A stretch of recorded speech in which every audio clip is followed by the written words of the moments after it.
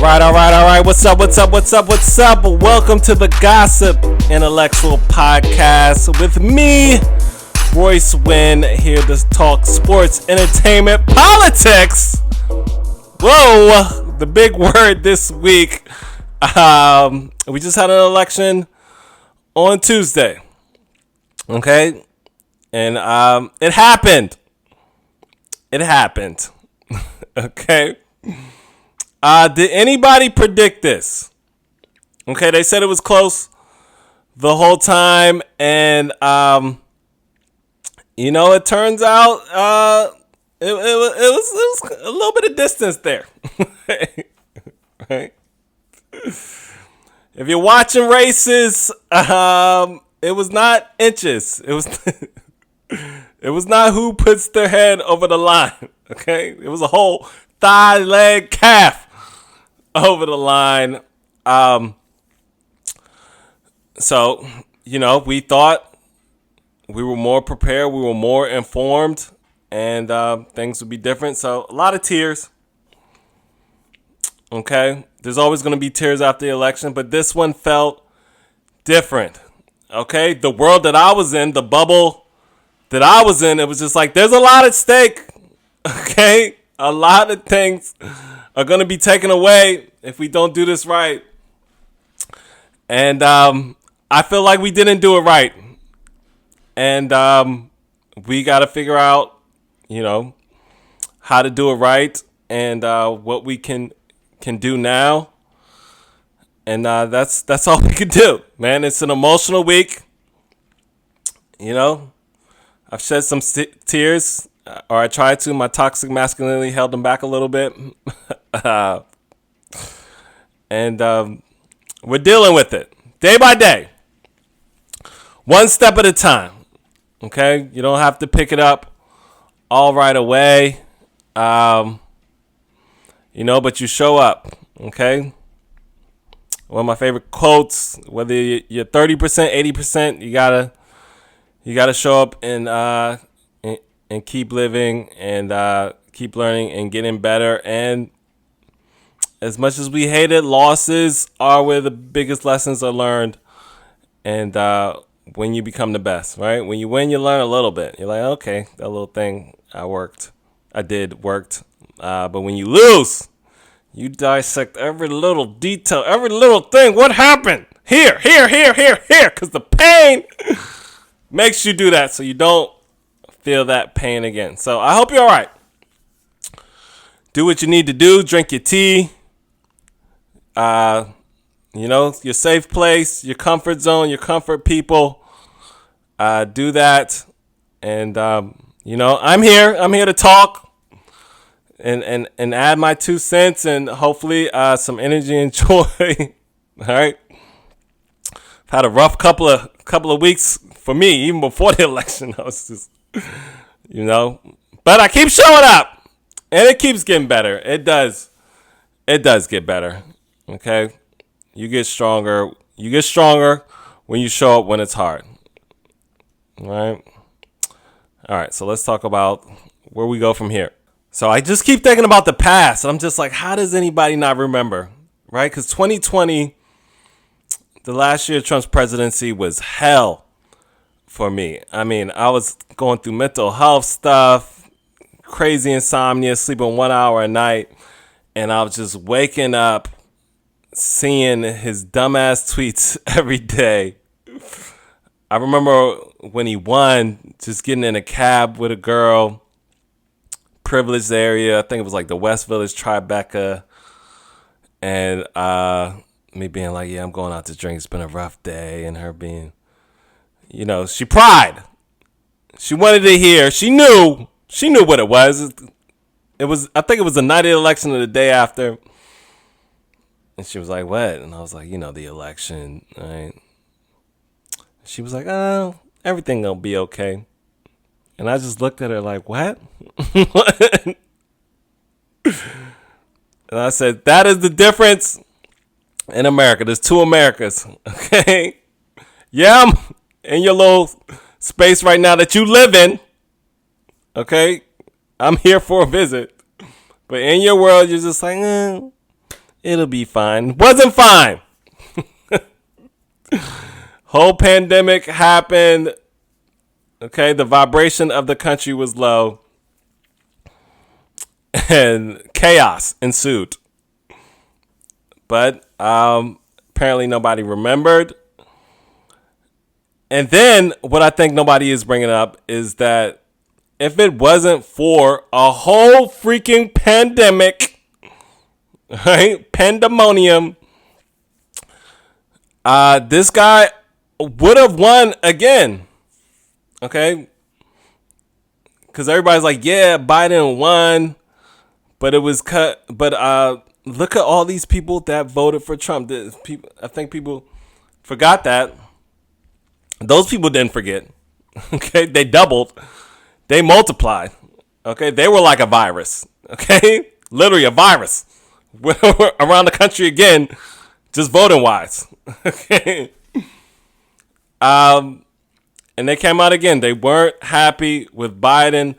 They didn't trust Kamala. A lot of people were playing the blame game. Biden should have left earlier. Kamala didn't do this. But people weren't reached. Okay? It was so much red. And it was rural areas. We got to figure out a way to reach those rural areas like he did. I saw a clip with him watching her speech. And that was enlightening to me because he looked calm and he's like, oh, okay, we'll say this. Put it out right now. Okay, we'll say that. Put it out right now. Right? Calmly, lying, messaging. And I was like, he might be a better messenger.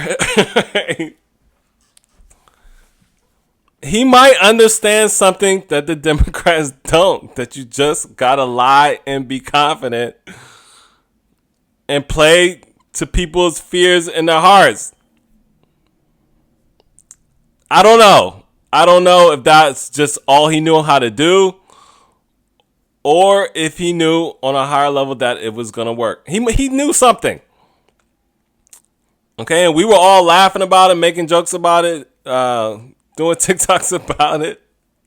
But that ish worked. It worked. He won decisively, handsomely. Okay. I'm so handsome. I win handsomely.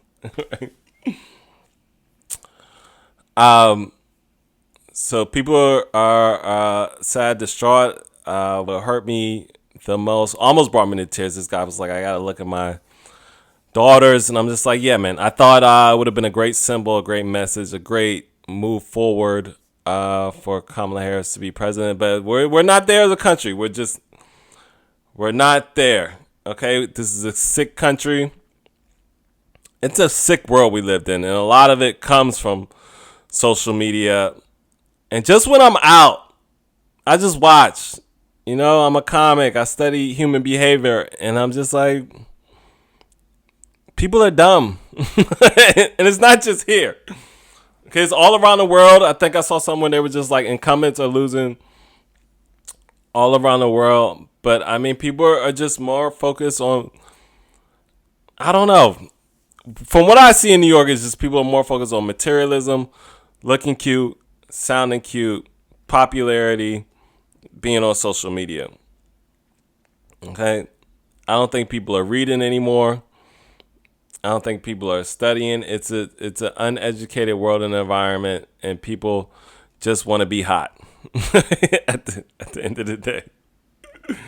And they chose a guy who's the same way. He just wants to be popular and cool and strong. He just wants to be hot. I'm more handsome than I was when I was younger. I'm stronger than I was when I was younger. Okay? As cute as Kamala is, as much as a well-rounded, attractive person as she is, they said, fuck that. So what I thought was just like, okay, obviously, we didn't communicate with each other enough. We didn't get the information out there enough because we didn't know. Okay, the polling, does not work. Okay. Which we all kind of in our back of our minds knew. Like, I don't think this polling works. Okay? Unless it's a stripper poll, it's not working. Okay? The stripper poll works. All right? People make money off the stripper poll. That's the polls that they trust. Okay? You learn how to master a stripper poll, you can make some money and make it in this world. Okay? But if you're a poller, you're fired. Okay? The pollers are fired. But yeah, we got to get our hands dirty. People got to get their hands dirty. I think anybody with a voice, anybody who has access to information that other people don't, you got to shove it down their throat. Okay? That's what the other side mastered. He shoved it down your throat. Immigration. Migrants. Okay? So that's what you got to do. Okay, making fun of that man did not work. Okay, it just made people more defensive. And we got to figure out how, to get the information out, man. Somehow. Misogyny's at play. Racism's at play. Obviously, the numbers came out. Black people voted for her the most. By the way, I was laughing at white women when Hillary Clinton lost. Because white women just crying everywhere. Everywhere I went, white women were crying. That's how I felt right now as a black person. Everywhere I go, black people just got the why am I even here face. Why am I even here?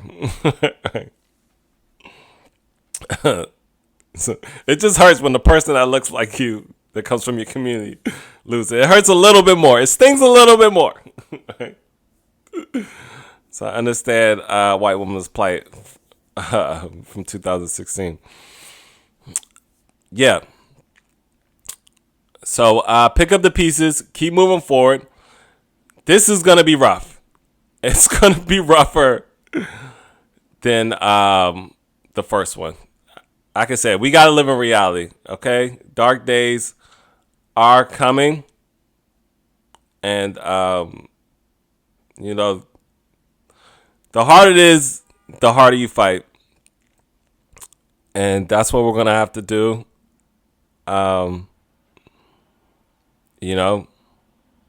Not to get too dark, but slavery was pretty dark. Okay? You had to go do some excruciating things to get out of it. You had to communicate to get out of it. You had to leave some people behind to get out of it. And that's what's going to have to happen. Okay? Because dark, evil, immoral won. And that shouldn't happen. All right? Light should win. So we got to figure out a way to shine the light over the darkness and come back. But yeah, the Senate might have the Senate and the House and the presidency and the courts. So the guy's got a lot of power. His dreams came true. To be the most powerful man in the world came true. Literally. A lot of power. But find your power. Okay, my power, I'm expressing it right now. It's in my voice, it's in my personality, it's in how I think, it's in how I express myself. That's my power. So find your power and use it to combat. That's all I can say. So when you're co-parenting, sometimes it is a power struggle. Okay, you have to use your power in different ways. Halle Bailey expressed her power through social media. DDG had their baby on Casa Nice Live. She said she wasn't notified. She was out of the country. She wasn't happy about it, and she's going through postpartum. I did a TikTok about it. I said, why are you acting like you need that baby for views? You guys are already established, okay? We're already annoyed by all the family influencers, all the people using their babies. Literally, sometimes I feel like they're having babies for social media. It's like, it used to be the way out was having a baby by somebody successful. Now it's like having a baby and making it successful through views on your social media. So some people agree with me, some people didn't. A lot of people are just like, DDG is a good father, which you don't know. You don't know him, by the way. You're seeing a snippet of their lives through a phone. But yeah, some people agree with DDG having the baby out. Then Halle Bailey came out and apologized. Weird move. Okay, she's a young mom. She's still figuring it out. I don't know. I didn't agree with it. I'm like, you're a mom. You can express how you feel about your baby. People criticize her saying she has her baby out all the time. It's just like, okay. But as a mom, this time I felt like I didn't want my baby in that environment. You can say that as a mom. She was 100% correct. She's the protector. She's the mom. It came out of her.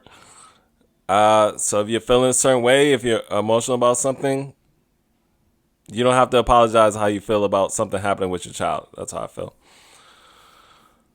So DDG came out and he defended her. He didn't like how people were criticizing her, which was cool. Yeah. At the end of the day, it's you three versus the world. So if you put on a united front, that's great, despite whatever is happening behind closed doors. And he did a long message about it, and I thought that was great. It's like, hey, it's still the mother of my child. All right, I came up in the social media area. I can take criticism a little bit better than her. Please, be nice about it. Okay, don't be so hard on the mother of my child, and she just had a baby. And she's in her 20s. This is her first time having a baby. Yeah, she might make some mistakes. She might say the wrong thing, even though I don't think she did. But, take it easy on her. So I do like how he defends her. I don't agree with everything he says and does, but they're working together on it. They're raising a child, and it seems like they have it together a little bit. People are asking, why are they together? Sometimes it's like, I don't know, maybe because they share a human being. Okay?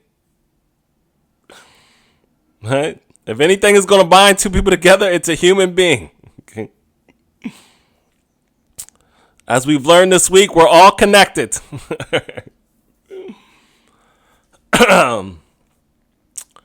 Yeah. So they're figuring it out, and they're figuring it out in real time in front of everybody, and mistakes will be made. And so they are public figures. We do have the right to give our opinions. All right, that's the one thing. Celebrities, you can't only take the good opinions. You can't only take the good criticism. You got to take the bad criticism too. Yeah, that's what they're doing, and I think he handles the situation good. Holly handles it good too. She doesn't speak publicly. I mean, even her last couple of statements, all written, all typed. Right? So, salute to them. Who has it figured out is TDE. TDE has it all the way figured out. Kendrick Lamar nominated, I think, for like 4 Grammys, all for Not Like Us. And Doechii, same thing. I think like 3 or 4 Grammys for her. I guess it was like a mixtape, which was hot as hell. Loved it, listen to it, go back and forth when I'm in the mood. For some reason, I was just saying "woo-ha" today from one of her songs. So she's a rising star, and they're doing hip hop the right way. It's lyrical, it's enlightening, and kind of goes back to hip hop's roots. Okay, I watched somebody say, and there's nothing wrong with song making, but the lyrical spiritual is what a lot of people like, especially if you're a more intellectual person, which this country is not. it's it's I don't want to say fun to listen to, but it's I don't know, inspiring to listen to. And sometimes you just want to hear good rap over hard beats. But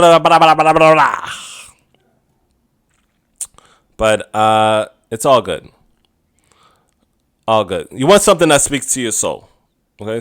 And sometimes it's through a vibe.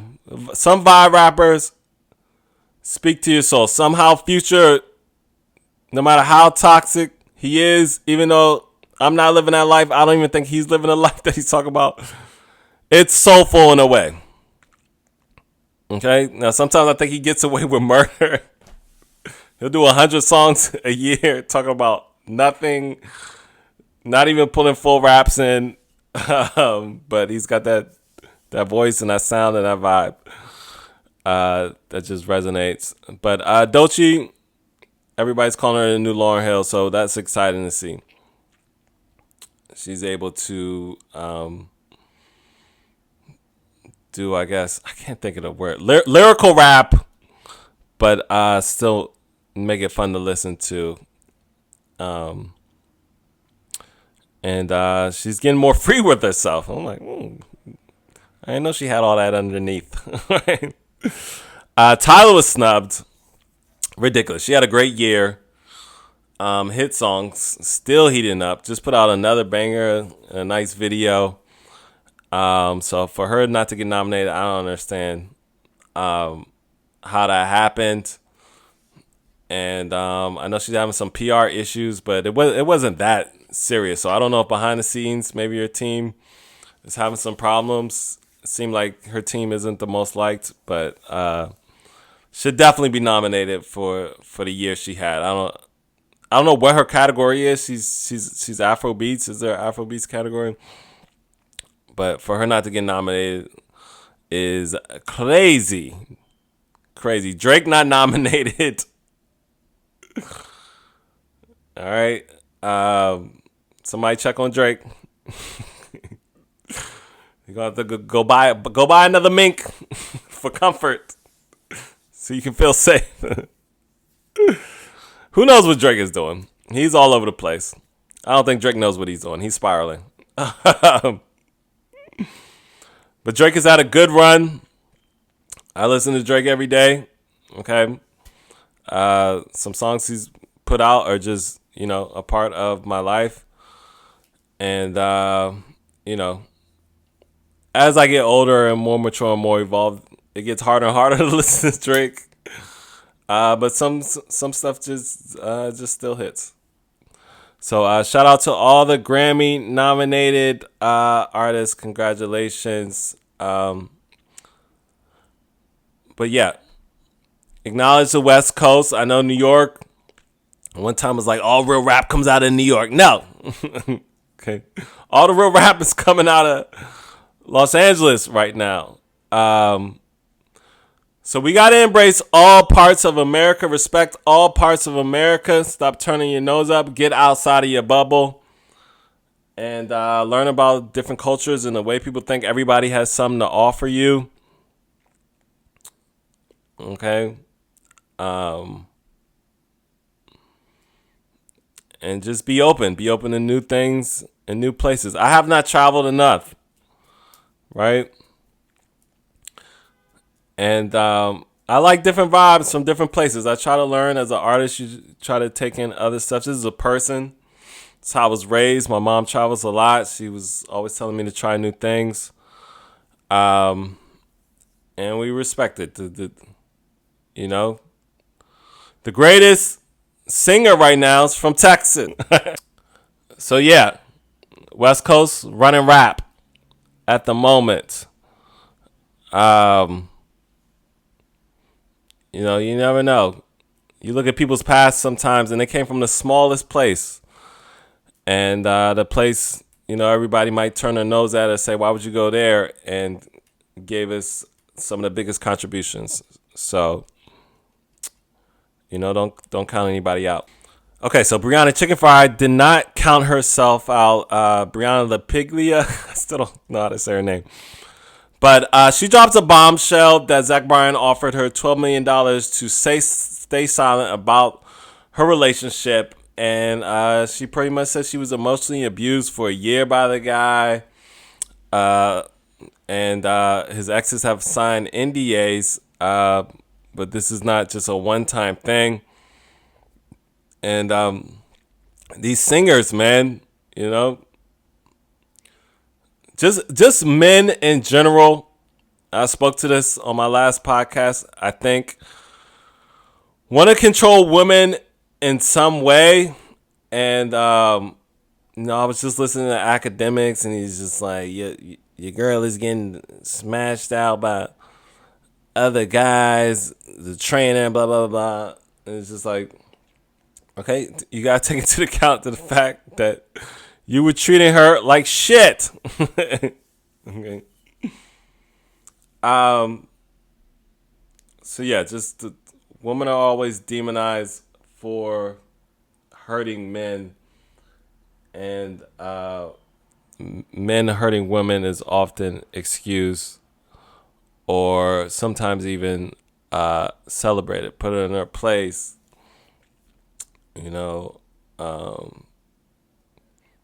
My bitch, my hoe, she does what I say, type of thing. And tides are turning. Okay, women have power of influence of social media, and it's crazy that he offered her $12 million to stay silent. That means you really did something wrong.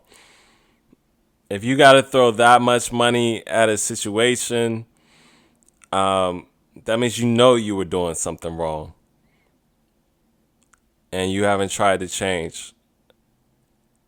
And so she said like the guy was just yelling at her friends, telling her there'll be nothing, just constant outbursts, videoing her. She said she don't want to put the stuff out because she's embarrassed. I think she should. You have nothing to be embarrassed about. Okay, just because sometimes people might have had power over you in a certain situation doesn't make you a weak person.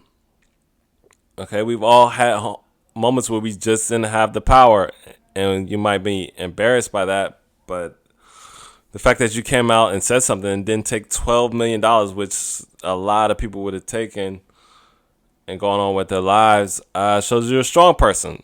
So I say, put the videos out.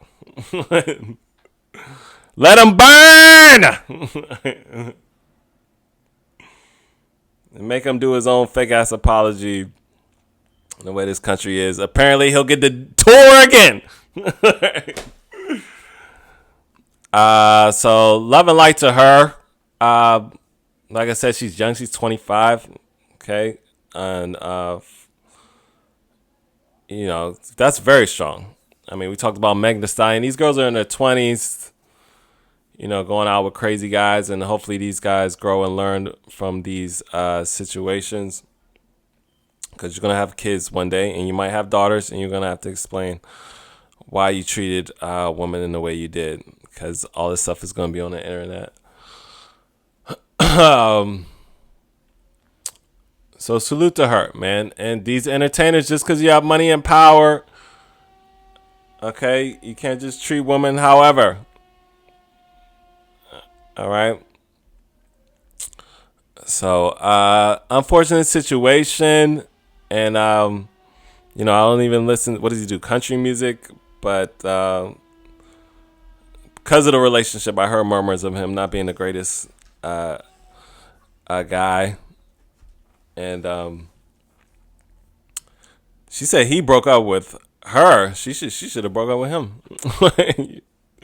However, it happened.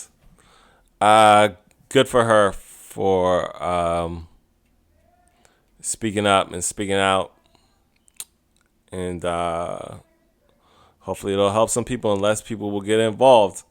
Yeah, not get involved. Less people will get involved with toxic people just because they're talented or just because they have money and influence.